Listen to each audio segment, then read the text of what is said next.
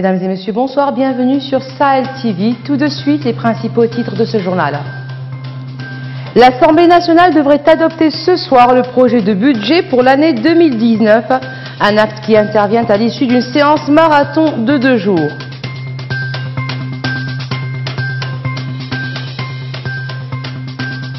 Une dizaine de familles relogées à Ain el-Taya par la fondation Ibn Atallah. Les bénéficiaires sont les victimes des inondations de 2016.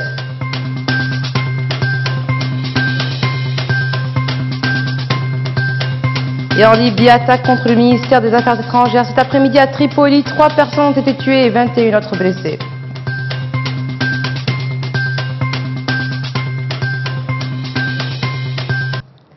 Les députés de l'Assemblée nationale étaient encore ce soir réunis en séance plénière. Les travaux ont commencé hier par les interventions des députés. Ils ont été suspendus dans la soirée pour reprendre aujourd'hui.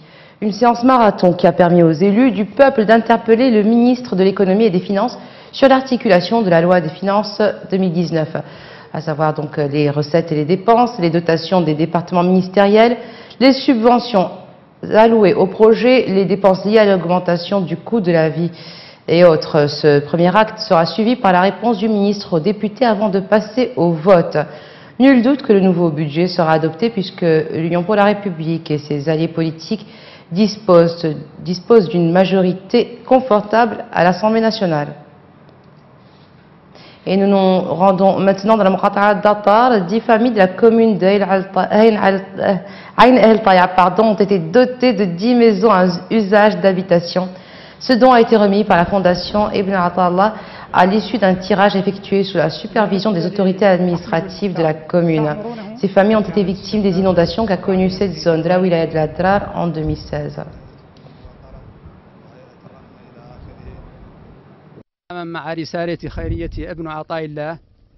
En poursuivant nos activités de bienfaisance, nous soutenons les efforts de l'État au service de la nation et du citoyen. Ainsi, nous nous engageons à appliquer les orientations du président de la République, M. Mohamed Ould Abdelaziz, et à relever le niveau de vie des citoyens.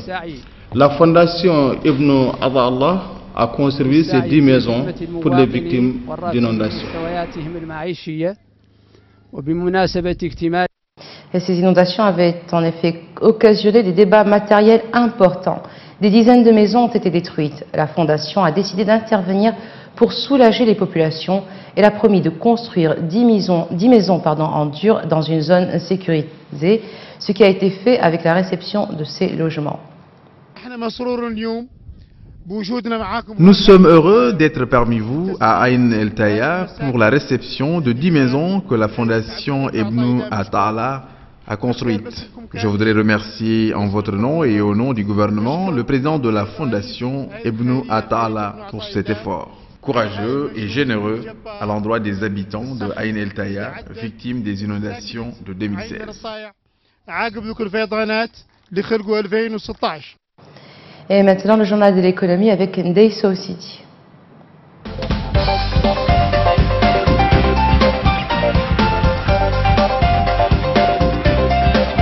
Bonsoir, bienvenue dans cette page éco. La communauté économique des États de l'Afrique de l'Ouest accélère le processus de mise en place de sa monnaie unique. Après le concours régional pour le nom et le logo de la monnaie unique, les chefs d'État ont proposé à un groupe de travail chargé de choisir le nom et les signes de cette monnaie. Objectif, lancé à l'horizon 2020, la monnaie unique de la région.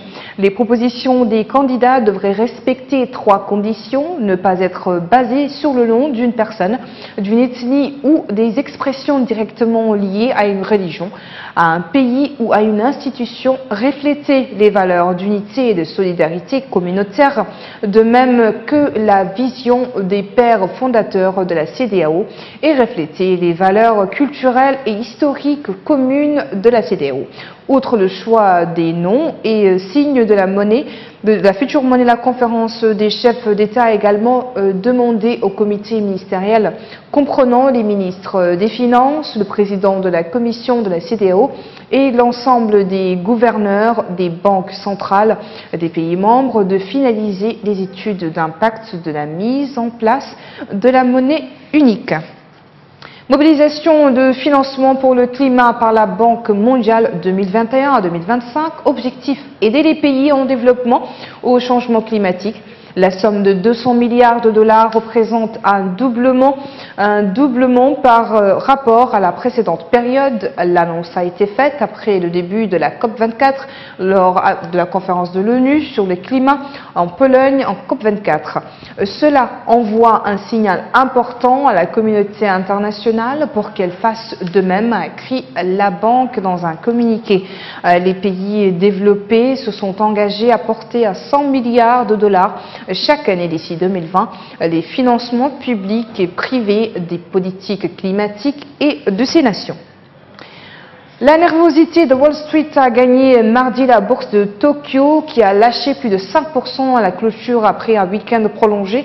Les investissements prenant peur face aux multiples incertitudes politiques et économiques aux États-Unis. L'indice vedette Nikkei a terminé sur un plongeon de 5,01% à 19 155,74 points, au plus bas en 20 mois. Il a perdu plus de 1000 points, sa pire dégringolade depuis le 6 février 2018 plutôt, sur fond de net renforcement du yen valeur refuge, ce qui dessert les groupes exportateurs. Les places boursières chinoises évoluaient aussi dans le rouge, même si elles limitaient leur repli dans l'après-midi. L'indice composite de Shanghai et celui de Shenzhen cédaient près de 1%. Voilà, c'est tout pour le journal Éco. Retour à Salwa Sharif.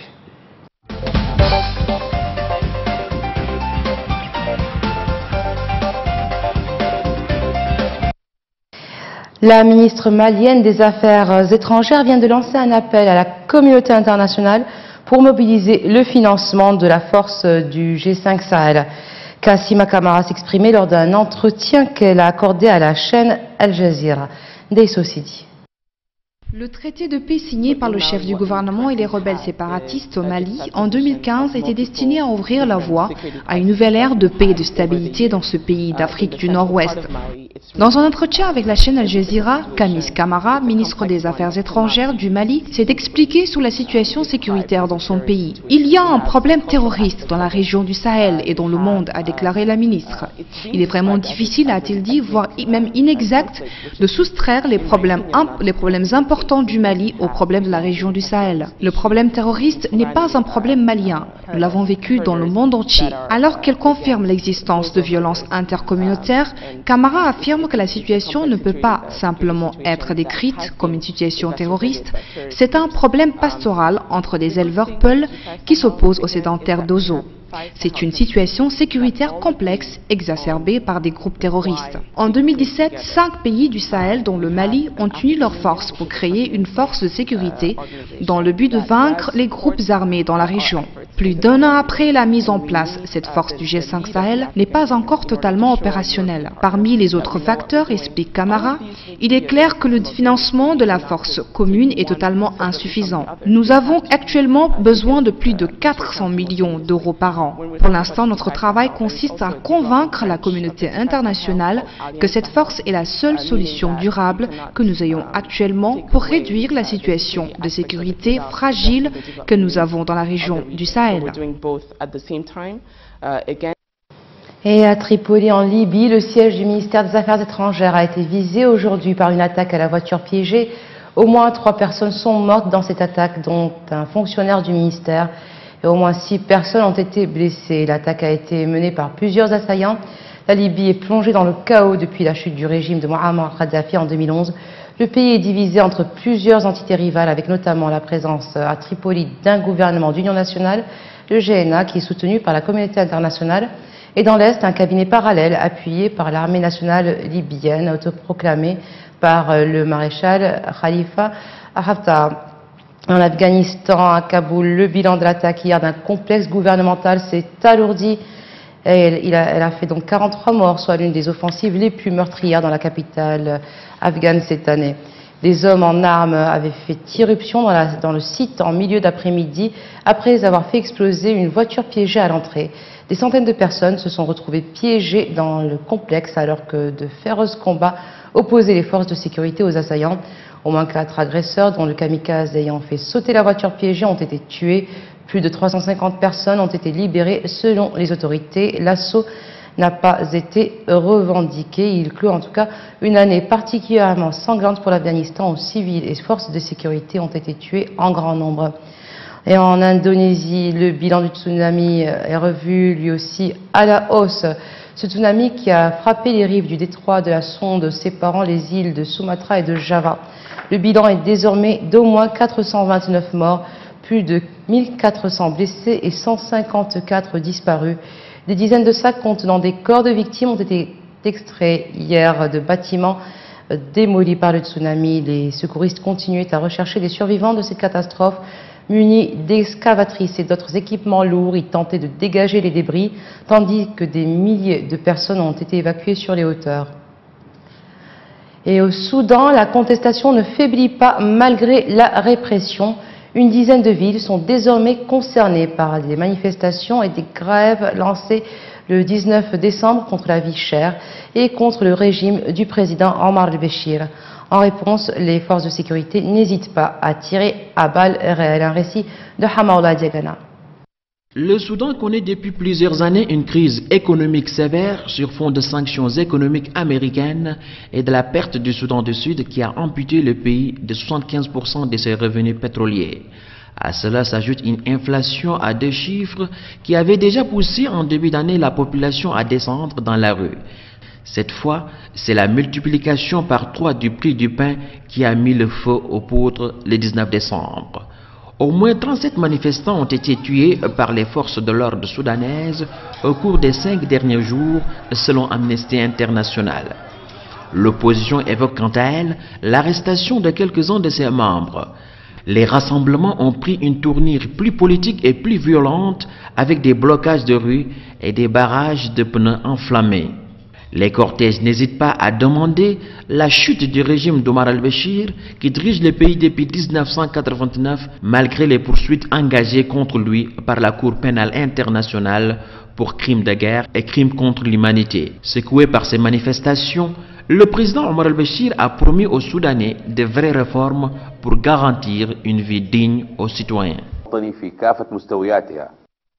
Et en Israël, des législatives anticipées auront lieu en avril prochain, un scrutin pour lequel le Premier ministre Benjamin Netanyahou, qui est au pouvoir depuis près de 10 ans, est donné favori, en dépit de récentes critiques sur sa politique à Gaza et ses ennuis judiciaires. Dans une première réaction, le Premier ministre sortant, à la tête du gouvernement considéré le plus à droite de l'histoire du pays, a indiqué qu'il comptait garder le cap et souhaitait former une coalition semblable à l'actuelle. Cette annonce survient alors que la coalition au pouvoir ne dispose plus que d'une seule voix de majorité sur 120 au Parlement, à la suite de la démission le mois dernier du ministre de la Défense et chef du parti ultranationaliste Israël Beiteinu, Avigdor Lieberman. Lieberman avait donc alors accusé Netanyahou de faire preuve de faiblesse en refusant de lancer une opération de grande envergure contre le Hamas qui est au pouvoir dans la bande de Gaza après des mois d'affrontements. Et sport pour terminer, l'équipe nationale des moins de 17 ans a été largement dominée par celle du Maroc par le score sans appel de 6-0. C'était lors du dernier match de leur groupe hier. Lundi, les Marocains menaient à la mi-temps par 1-0 avant que Daouda Gueye n'inscrive un but à la 50e minute contre son camp et que les attaquants marocains ne corsent la note à la 55e minute, au 71e et 76e et enfin à la 90e. Avec cette lourde défaite, les Morabitoun ferment la marche dans le deuxième groupe mené par le Maroc suivi de la Tunisie. Ils devront disputer la 5e place aux Libyens, dernier aussi de leur groupe derrière l'Algérie et le Sénégal. Marocains et Sénégalais vont devoir se rencontrer pour la première et la deuxième place. Les Algériens et les Tunisiens seront opposés pour les 3e et 4e places de ce tournoi. Et ainsi s'achève ce journal. Tout de suite le rappel des titres. L'Assemblée nationale devrait adopter ce soir le projet de budget pour l'année 2019, un acte qui intervient à l'issue d'une séance marathon de 2 jours.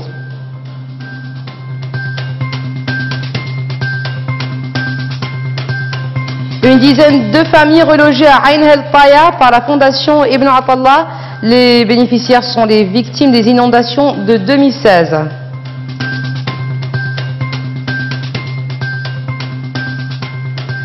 Et en Libye, attaque contre le ministère des Affaires étrangères cet après-midi à Tripoli. 3 personnes ont été tuées et 21 autres blessées.